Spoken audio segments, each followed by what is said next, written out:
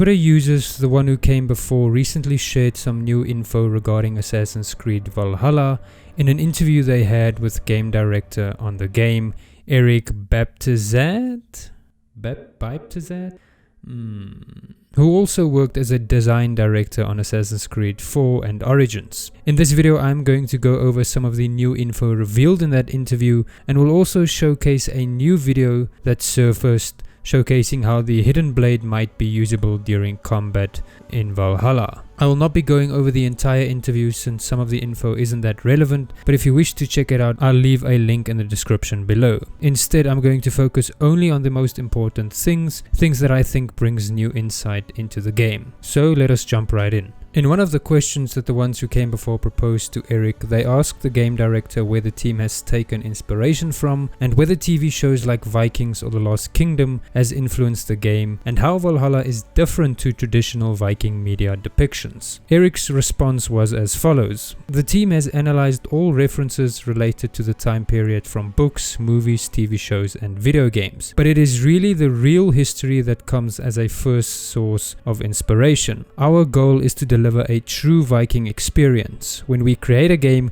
we define first an objective we want to reach, a simple sentence that describes the type of game we want to make. Then we study everything we can related to this time period, and we select the relevant elements that will help us to concretize our objective. It's really nice to see history being prioritized in Valhalla, because this means I'll likely walk away from this game having learned a lot about the Vikings and their way of life, given that I know very little of them. So I am excited about that for sure. In another question, Eric was asked how Norse mythology will tie into established Assassin's Creed lore, and whether or not it'll make sense to longtime fans of the series. Eric responded by saying, the pantheon of Nordic gods and Norse mythology played an important role in the daily life of the Norse. Norse customs and practices are integral to the world of Assassin's Creed Valhalla and the characters inhabiting this world, but otherwise we want to let fans discover it when they play the game.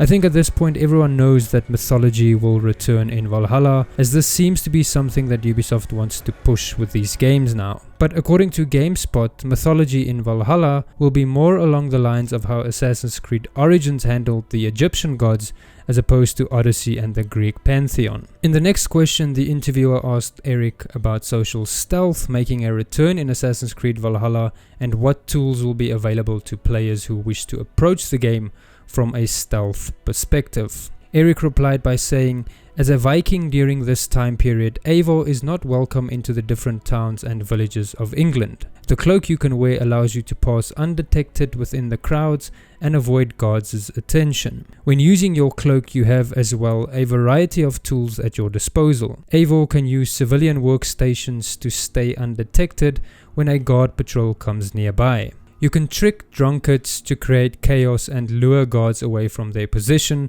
and the last tool is a reference to the first Assassin's Creed, blending into crowds in order to pass gatekeepers unnoticed. Sounds interesting, not much to say about this, though I do wish that Ubisoft would show us the social stealth in action. The next question, the interviewer asks whether Eivor can eat, drink, sleep and bathe. And Eric's response to this is, Eivor can nearly do all of that. Eric reveals that eating is becoming a very important element, as you'll need to eat food to regain some health. Collecting berries or hunting animals for food is essential for your survival. You can also eat mushrooms in the wilderness, but there could be some risks there. Eivor can also sleep in the settlement to regenerate some health and wake up later in the day. In the settlement and in the cities and villages, you'll be able to drink and even participate in some drinking challenges. The only element you cannot do is bathe, but if you feel the need to refresh yourself after a fight, you can jump at any time in water and it will do the job of removing all blood spatters on you. In another question, Eric was asked about the hidden blade and whether it is possible to use it in combat. Eric's response to this is, the hidden blade cannot be used as a single weapon in combat. Our combat system puts the focus on the dual wielding possibilities and allows the player to experiment with a large variety of weapon combinations by deciding which weapon you put on your right or left hand. You can even create some unique fight strategies by playing, for example, with one shield in each hand. However, there seems to be a video indicating the opposite. So I'm not sure whether this feature was cut or whether or not it will still be in the game. Socão, socão. Nossa, nem tira a vida. Ó, eita porra. Socão que detona, velho.